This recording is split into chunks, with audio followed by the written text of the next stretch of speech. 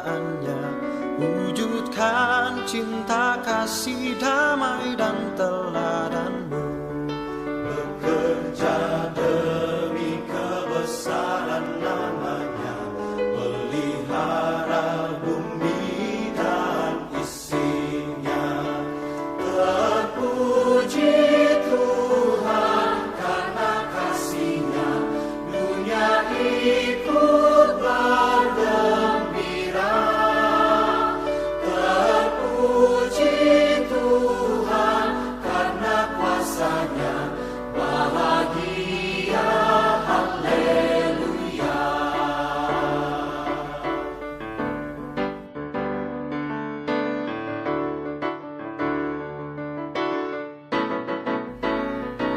Wartakan kemuliaan. Saudara-saudari yang dikasihi Tuhan, kita bersyukur saat ini kita kembali dipertemukan dalam satu persekutuan ibadah kolom dan ibadah rumah tangga. Dan kita akan memulaikan persekutuan ibadah kita saat ini. Saya jemput saudara-saudari berdiri dan kita menyanyikan pujian Kidung Jemaat nomor 4, Hai Mari Sembah.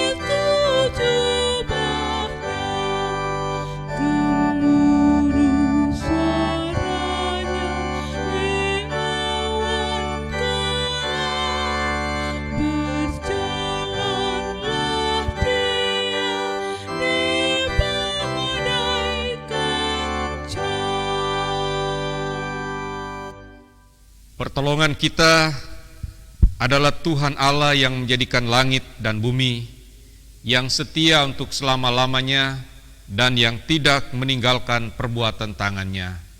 Amin. Salam sejahtera dalam kasih Tuhan Yesus. Jemaat disilakan duduk kembali.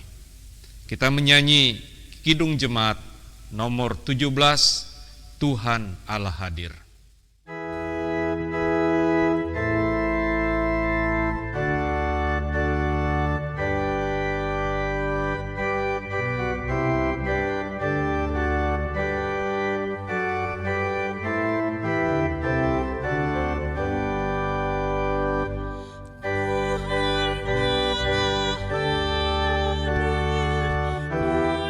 Saat ini, hai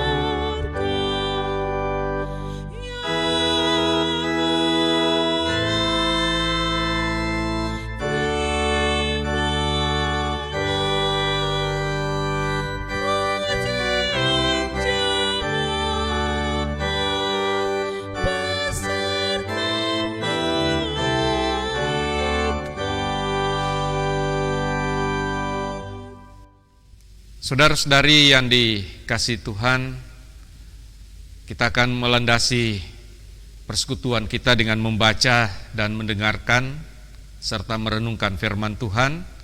Dan sebelumnya kita tundukkan kepala, kita berdoa, kita memohon bimbingan Roh Kudus. Tuhan Allah, Bapa di sorga, kami bersyukur karena cinta kasih dan kesetiaan Tuhan memelihara dan memberkati kami hingga saat ini. Engkau memperkenankan kami semua boleh berjumpa dalam satu persekutuan ibadah, serta berjumpa dengan Tuhan, Sang Sumber dan Pemilik kehidupan kami. Kami rindu ya Tuhan, dalam persekutuan kami saat ini, membaca, mendengar, dan merenungkan akan firman-Mu. Biarlah Roh Kudus-Mu menolong kami, supaya firman-Mu dapat kami mengerti dan dapat kami hayati serta berlakukan dalam hidup kami. Berfirmanlah kepada kami ya Tuhan, sebab kami anak-anak-Mu telah sedia mendengar dan merenungkan firman-Mu. Amin. Saudara-saudari yang dikasihi Tuhan, dalam ibadah kita pada saat ini, kita hendak membaca dan mendengarkan firman dari dua bagian pembacaan. Yang pertama kita akan membaca dari kitab Yeremia 7 ayat 1 sampai 15, dan pembacaan yang kedua dari surat 1 Korintus 4 ayat 8 sampai ayatnya yang ke-13. Kita membaca bagian yang pertama dari kitab Nabi Yeremia 7 ayat 1 sampai 15 yang berbunyi begini. Firman yang datang kepada Yeremia daripada Tuhan bunyinya, berdirilah di pintu gerbang rumah Tuhan, serukanlah di sana firman ini, dan katakanlah, dengarlah firman Tuhan, hai sekalian orang Yehuda yang masuk melalui semua pintu gerbang ini untuk sujud menyembah kepada Tuhan. Beginilah firman Tuhan semesta alam, Allah Israel, perbaikilah tingkah langkahmu dan perbuatanmu, maka aku mau diam bersama-sama kamu di tempat ini. Janganlah percaya kepada perkataan dusta yang berbunyi, ini bait Tuhan, bait Tuhan, bait Tuhan. Melainkan, jika kamu sungguh-sungguh memperbaiki tingkah langkahmu dan perbuatanmu, jika kamu sungguh-sungguh melaksanakan keadilan di antara kamu masing-masing, tidak menindas orang asing, yatim dan janda, tidak menumpahkan darah orang yang tak bersalah di tempat ini, dan tidak mengikuti Allah lain yang menjadi kemalanganmu sendiri, maka aku mau diam bersama-sama kamu di tempat ini, di tanah yang telah kuberikan kepada nenek moyangmu dari dahulu kala sampai selama-lamanya. Tetapi sesungguhnya kamu percaya kepada perkataan dusta yang tidak memberi faedah. Masakan kamu mencuri, membunuh, berzinah, dan bersumpah palsu, membakar korban kepada Baal, dan mengikuti Allah lain yang tidak kamu kenal. Kemudian kamu datang berdiri di hadapanku, di rumah yang atasnya namaku diserukan, sambil berkata, kita selamat, supaya dapat pula melakukan segala perbuatan yang keji ini. Sudahkah menjadi sarang penyamun di matamu rumah yang atasnya namaku diserukan ini? Kalau aku sendiri melihat semuanya, demikianlah firman Tuhan. Tetapi baiklah, pergi dahulu ke tempatku yang di Silo itu, di mana aku membuat namaku diam dahulu, dan lihatlah apa yang telah kulakukan kepadanya karena kejahatan umatku Israel. Maka sekarang, oleh karena kamu telah melakukan segala perbuatan itu juga, demikianlah firman Tuhan, dan oleh karena kamu tidak mau mendengarkan sekalipun aku berbicara kepadamu terus-menerus, dan kamu tidak mau menjawab, sekalipun aku berseru kepadamu. Karena itulah kepada rumah yang atasnya namaku diserukan, dan yang kamu andalkan itu, dan kepada tempat yang telah kuberikan kepadamu, dan kepada nenek moyangmu itu, akan kulakukan seperti yang telah kulakukan kepada Silo. Aku akan melemparkan kamu dari hadapanku, seperti semua saudaramu, yakni seluruh keturunan Efraim telah kulemparkan. Demikian pembacaan kita yang pertama, dan pembacaan kita yang kedua terambil dari surat 1 Korintus pasal 4 ayat 8 sampai ayatnya yang ke-13. 1 Korintus 4 ayat 8 sampai ayatnya yang ke-13. Kamu telah kenyang, kamu telah menjadi kaya, tanpa kami kamu telah menjadi raja. Alangkah baiknya kalau benar demikian, bahwa kamu telah menjadi raja, sehingga kami pun turut menjadi raja dengan kamu.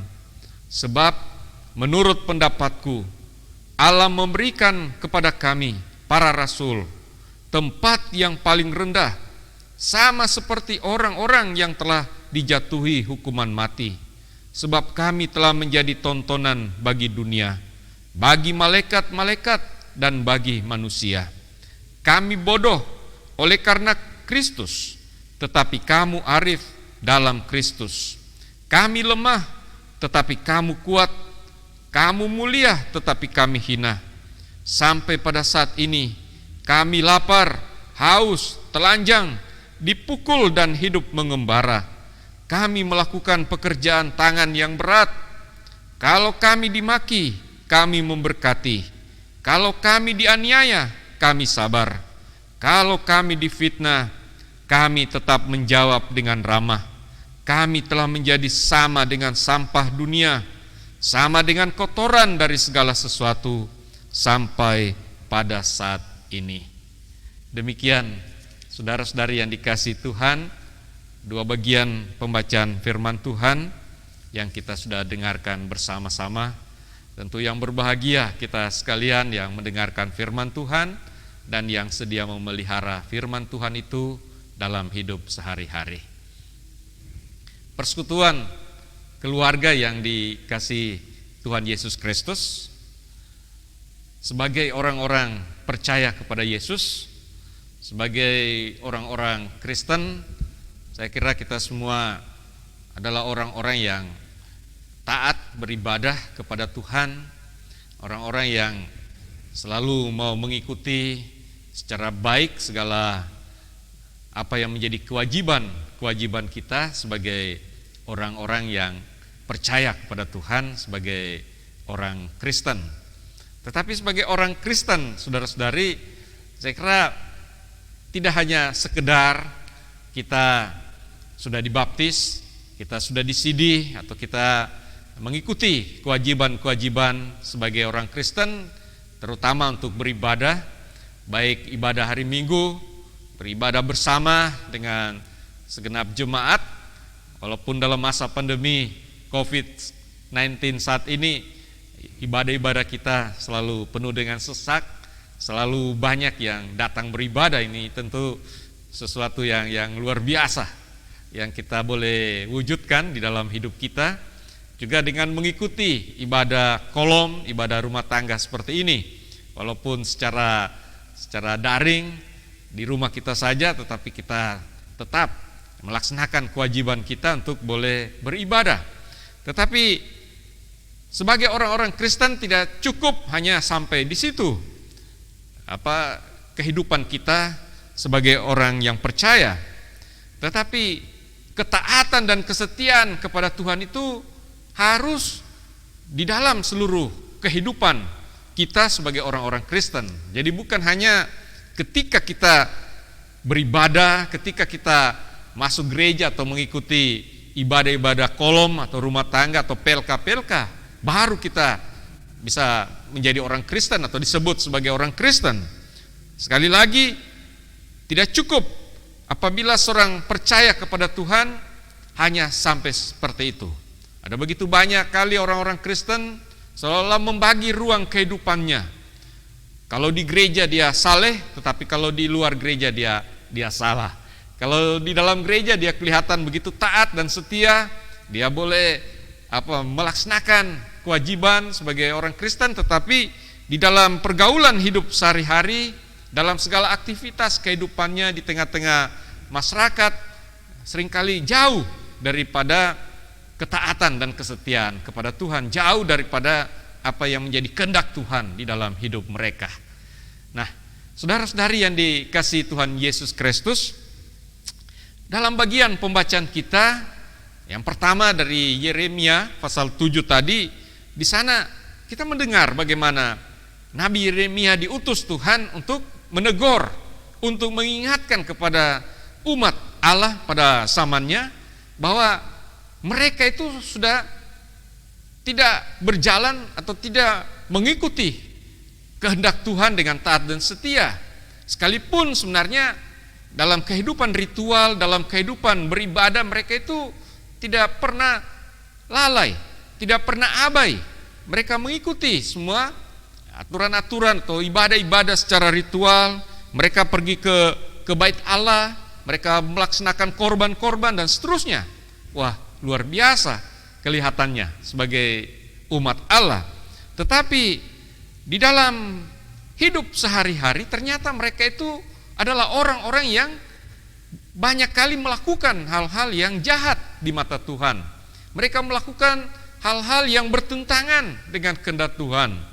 Jadi mereka beranggapan kalau mereka sudah mengikuti ibadah, kalau mereka sudah masuk ke bait Allah, melaksanakan korban-korban dan segala ketentuan hukum-hukum yang disampaikan kepada mereka, maka mereka sudah selamat, maka mereka sudah aman, mereka sudah tidak takut dihukum Tuhan. Tetapi ternyata Tuhan tidak puas dengan sikap kehidupan yang seperti itu. Jadi Tuhan memakai Nabi Yeremia menegur umat itu bahwa jangan menganggap bahwa kamu sudah selamat, jangan menganggap bahwa kamu sudah melaksanakan apa yang menjadi kehendak Tuhan dengan keaktifan ibadah di bait Allah atau memenuhkan segala ketentuan-ketentuan hukum Taurat atau aturan-aturan peribadahan pada waktu itu, memberikan korban-korban, padahal di dalam kehidupan sehari-hari mereka banyak kali melakukan hal-hal yang jahat. Mereka melakukan ketidakadilan, mereka tidak melaksanakan kewajiban-kewajiban, sikap dan perilaku mereka sangat bertentangan dengan apa yang Tuhan inginkan. Dan Tuhan mengingatkan melalui Nabi Yeremia supaya mereka itu segera bertobat, supaya mereka harus merubah kehidupan mereka. Sebab kalau tidak, bahwa mereka akan dihukum Tuhan. Mereka akan mengalami apa yang mereka tabur, pasti akan mereka tuai. Segala kejahatan-kejahatan mereka itu jelas sangat melukai hati Tuhan, tidak menyenangkan hati Tuhan, dan itu tidak akan membawa berkat di dalam kehidupan mereka. Justru tadi diingatkan bahwa mereka akan dihukum Tuhan kalau mereka tetap dengan pandangan atau anggapan yang seperti itu, membagi ruang hidup mereka. Sebagian seperti orang yang saleh, taat, beribadah, memberikan korban-korban dan sebagainya, tetapi di dalam kehidupan sehari-hari mereka bertentangan dengan segala kehendak Tuhan. Nah, ini yang kita diingatkan juga lewat Nabi Yeremia bahwa kehidupan yang Tuhan inginkan kepada kita itu bukan hanya sekedar kita rajin beribadah, itu sesuatu yang baik. Kita harus patuh, kita harus selalu membangun persekutuan dengan Tuhan dan juga satu dengan yang lain, melaksanakan kewajiban-kewajiban kita sebagai orang percaya. Tetapi kita tahu bahwa seluruh hidup kita juga harus menjadi ibadah kepada Tuhan. Jadi bukan hanya sekedar kita rajin beribadah ke gereja atau mengikuti ibadah kolom, tetapi seluruh totalitas hidup kita, sehari-hari aktivitas kita harus senantiasa didasari dengan firman Tuhan. Karena Tuhan ingin kita memuliakan Tuhan lewat kehidupan kita. Ibadah yang sejati itu adalah ibadah yang nyata dalam praktek-praktek kehidupan kita sehari-hari. Dan di dalam 1 Korintus 8 ayat 13, di sana Rasul Paulus dia memberikan teladan. Dia memberikan bagaimana kesaksian kehidupannya sebagai rasul, sebagai pelayan Tuhan, dan tentu juga diharapkan sebagai jemaat, sebagai umat Allah juga mereka juga harus berlaku seperti itu, supaya di dalam menjalani kehidupan, dalam melaksanakan semua tugas tanggung jawab, pelayanan, bahkan aktivitas sehari-hari, supaya memberikan teladan moral, supaya mereka memiliki sikap yang baik. Dan ini yang dicontohkan, ini yang diteladankan oleh Rasul Paulus dan juga tentu rasul-rasul yang lain. Bagaimana mereka memiliki kerendahan hati, bagaimana mereka memiliki nilai moral yang baik dalam membangun relasi-relasi dengan sesama manusia. Dia selalu berupaya melakukan yang terbaik sesuai dengan kehendak Tuhan. Dia senantiasa bagaimana nilai-nilai kekristenan, nilai-nilai moral yang diajarkan atau yang dikehendaki oleh Tuhan itu dilakukan, walaupun memang tidak mudah, tidak gampang. Bagaimana membalas kejahatan dengan kebaikan, bagaimana membalas orang mungkin penghinaan, pelecehan atau segala hal-hal yang mungkin yang diberikan oleh dunia, yang dihadapkan oleh dunia kepada mereka, tetapi mereka tetap dengan nilai-nilai moral, dengan nilai-nilai kasih sebagaimana yang diajarkan oleh Tuhan. Itu sesuatu yang sulit sebenarnya, tetapi itulah yang harus senantiasa dihayati dan diberlakukan di dalam hidup sebagai orang-orang yang percaya, sebagai orang-orang Kristen. Bahwa orang-orang Kristen harus memiliki sikap, memiliki nilai-nilai yang konsisten terhadap apa yang diajarkan. Tidak apa yang di dunia lakukan kita ikuti, atau orang seringkali menganggap bahwa ya semua orang melakukan begitu maka kita juga ikut. Jadi kita diharapkan tidak hanyur, tidak terbawa dengan arus kehidupan atau nilai-nilai yang dihidupi di tengah-tengah masyarakat. Kita harus berani tampil beda supaya kita menjadi sesuatu kesaksian bagi orang-orang lain untuk datang kepada Tuhan. Paulus tidak ingin menjadi batu sandungan, dan saya kira kita semua juga tidak mengharapkan bahwa di dalam hidup kita itu menjadi batu sandungan bagi orang-orang lain untuk datang kepada Tuhan. Kita diharapkan menjadi saksi-saksi Tuhan di tengah-tengah kehidupan kita. Hidup ini adalah kesempatan, hidup ini adalah anugerah. Kita sudah diselamatkan oleh Tuhan supaya kita senantiasa mewartakan kabar sukacita lewat nilai-nilai hidup yang baik, yang sesuai dengan standar firman Tuhan. Persekutuan keluarga yang dikasihi Tuhan, kita semua adalah orang-orang yang sudah diselamatkan oleh anugerah Allah di dalam Yesus Kristus. Jangan kita menganggap murah kemurahan Tuhan Allah itu dengan menjalani hidup yang sia-sia, yang diwarnai dengan hal-hal yang bertentangan dengan firman Tuhan. Kita harus mensyukuri kasih karunia Allah yang sudah menyelamatkan kita dengan menjalani hidup yang menyenangkan hati Tuhan. Kita senantiasa menjaga lidah kita, perkataan-perkataan kita, sikap perilaku hidup kita. Kita harus jaga itu sesuai dengan pedoman firman Tuhan. Sebab kita dipanggil untuk bersaksi dan melayani Tuhan di tengah kehidupan sehari-hari sampai Maranatha, Tuhan Yesus datang kembali kali yang kedua kali. Amin. Kita menyambut berita firman Tuhan dengan menyanyi bersama dari NKB nomor 119, Nyanyikan Lagi Bagiku.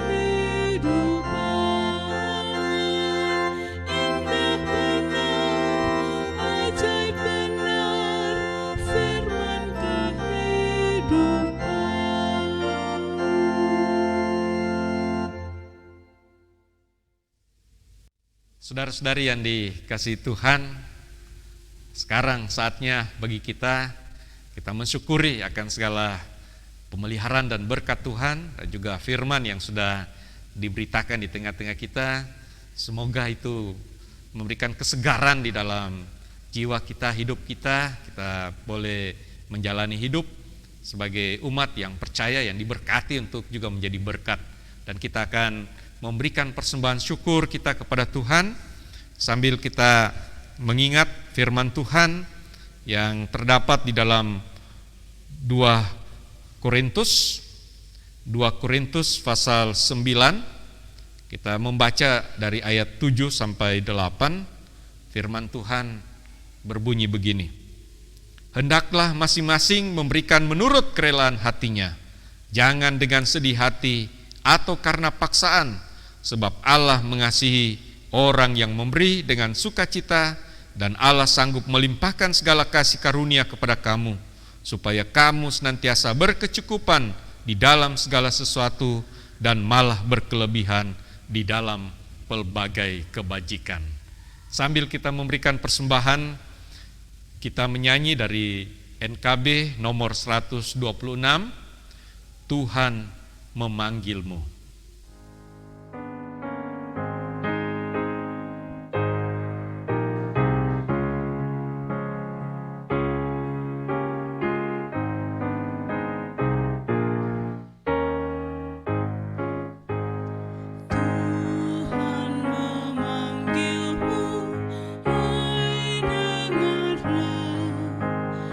Apapun yang terbaik, ya berikan.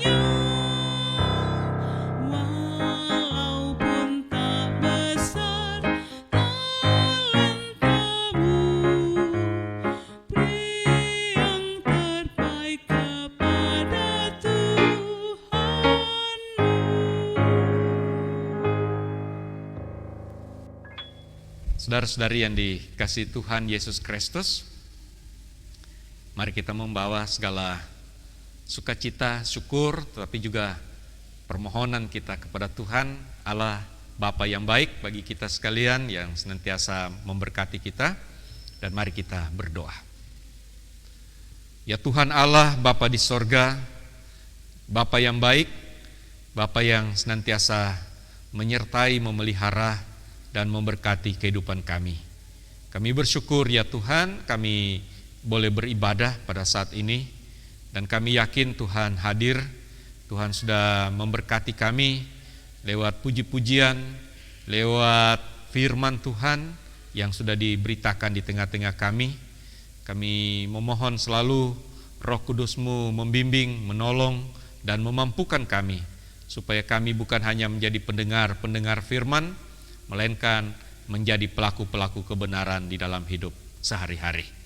Kami membawa segala sukacita dan syukur kami ya Tuhan, atas segala kebaikan dan kemurahan Tuhan di sepanjang hidup kami, dan terlebih di sepanjang pekan yang sudah berlalu, dan juga sampai pada saat ini Tuhan menyatakan berkat-berkat yang terbaik. Tuhan sudah menolong bagi saudara-saudari kami yang beroleh ketambahan usia. Tuhan kiranya memberikan sehat dan kuat, dan memberikan hikmat supaya dapat memaknai kehidupan mereka.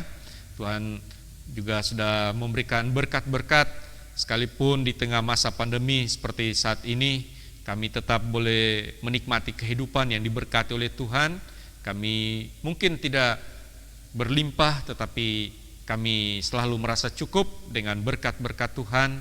Hari lepas hari kami boleh jalani bersama-sama dengan Tuhan.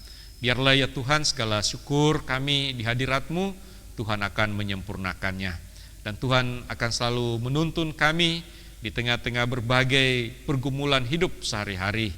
Tuhan menolong dalam segala usaha kerja kami, dalam semua perjuangan hidup kami, terlebih menghadapi tantangan-tantangan, banyak hambatan-hambatan, apalagi dalam masa pandemi COVID-19 seperti sekarang ini Tuhan, kami merasa sangat terbatas. Ada begitu banyak mungkin rencana-rencana dan harapan-harapan kami tidak dapat kami wujudkan karena keadaan yang ada ini. Tetapi Tuhan, kami memohon sejauh apa yang boleh kami kerjakan, kami boleh usahakan, Engkau juga senantiasa beri hikmat, Engkau berikan kami kesanggupan untuk melakukan terobosan-terobosan yang baru untuk menyesuaikan dengan situasi yang baru ini. Tuhan kiranya memberkati. Semua jerih lelah kami tidak sia-sia karena Tuhan selalu memberkatinya. Kami memohon juga ya Tuhan pertolongan-Mu bagi anak-anak kami yang dalam masa pertumbuhan, dalam proses studi mereka ya Tuhan, dalam berbagai jenjang pendidikan. Biarlah Tuhan mendampingi, karuniakan kesehatan, kekuatan, dan juga keberhasilan di dalam studi mereka. Kami juga berdoa bagi orang-orang tua yang sudah lansia, kiranya Tuhan selalu beri sukacita, Engkau mendampingi supaya boleh menjalani masa tua dengan penuh harapan kepadamu. Kami juga membawa saudara-saudara kami yang dalam berbagai rupa pergumulan, mereka dalam kelemahan, dalam keadaan sakit, bahkan saat ini ada saudara-saudara kami yang sedang dirawat di rumah sakit, dalam berbagai kelemahan sakit mereka, bahkan mungkin terpapar COVID-19, mereka sedang diisolasi, mereka sedang melalui suatu proses yang tidak mudah, melewati masa-masa sulit karena pandemi ini, karena sakit yang mereka derita, dan juga mereka yang sedang melakukan isolasi mandiri di rumah mereka masing-masing. Tuhan kiranya dampingi, beri selalu kesehatan, sukacita di dalam hati dan hidup mereka untuk menghadapi segala pergumulan yang Tuhan izinkan terjadi dalam hidup mereka. Tuhan berkati semua upaya-upaya perawatan dan obat-obat yang diberikan, bahkan makanan dan minuman yang dikonsumsi, sehingga membawa kesembuhan bagi mereka. Kami juga membawa ya Tuhan semua pergumulan-pergumulan hidup kami, baik sebagai pribadi, sebagai keluarga-keluarga. Kiranya Tuhan senantiasa campur tangan, Engkau berikan jalan keluar yang terbaik di dalam menghadapi segala pergumulan-pergumulan hidup kami. Kami berdoa juga bagi semua orang yang Engkau pakai, Engkau percayakan untuk dalam menangani COVID-19, terutama para tenaga kesehatan, para aparat keamanan TNI dan Polri, bahkan keseluruhan pemimpin-pemimpin kami. Kiranya Tuhan akan memberikan hikmat, Engkau melindungi, Engkau menolong mereka, supaya apa yang menjadi kerinduan kami bersama untuk dapat mengatasi pandemi COVID-19 ini dapat segera terjadi. Kami juga memohon berkat-Mu untuk vaksinasi yang sementara ini digalakan di mana-mana. Kiranya masyarakat mendukung dan semua mau memberi diri untuk divaksinasi, supaya apa yang menjadi kerinduan kami bersama untuk mengatasi pandemi ini betul-betul boleh terwujud. Ya Tuhan Allah Bapa Surgawi, kami menyerahkan semua pelayanan kami sebagai gereja, sebagai jemaat, khususnya kami jemaat GPID Peniel Palu. Tuhan memberkati kami sebagai pelayan-pelayan-Mu, bahkan seluruh warga jemaat. Kami senantiasa bersatu hati, bersatu dalam pikiran, dalam kerjasama yang baik. Kami hidup rukun dan damai untuk dapat melaksanakan segala apa yang menjadi program-program pelayanan kami bersama, bahkan di dalam membangun, meneruskan rehabilitasi gedung gereja pasca bencana alam hampir 3 tahun yang lalu. Terima kasih Bapa Surgawi, kami sudah memberikan persembahan syukur kami. Kiranya Tuhan kuduskan persembahan kami agar dapat digunakan di dalam menunjang pelayanan-pelayanan dan pembangunan gedung gereja. Inilah doa kami ya Tuhan, ampuni segala dosa-dosa kami, sempurnakanlah segala doa yang kami sampaikan di hadirat-Mu, hanya di dalam nama Tuhan Yesus Juru Selamat kami. Amin. Saudara-saudari yang dikasihi Tuhan, saya jemput kita sekalian berdiri dan kita menyanyikan lagu pujian dari NKB nomor 130, Hidup yang Jujur.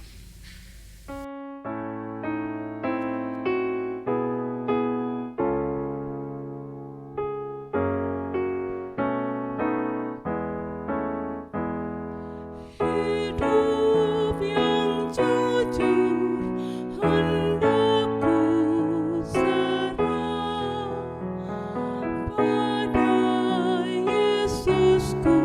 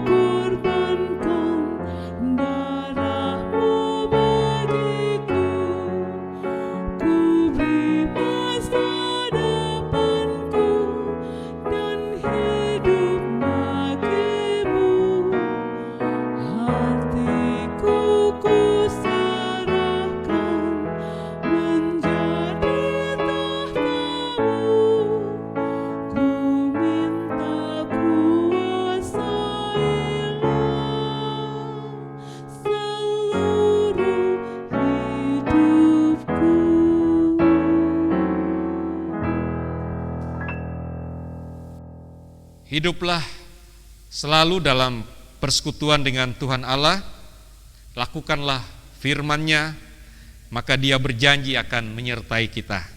Terimalah berkat Tuhan.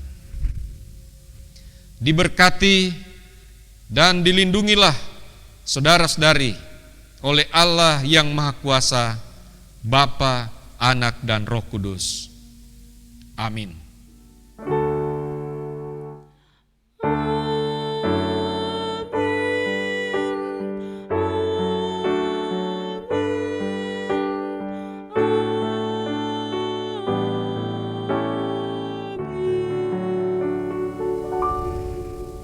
Demikian ibadah kita, Tuhan memberkati.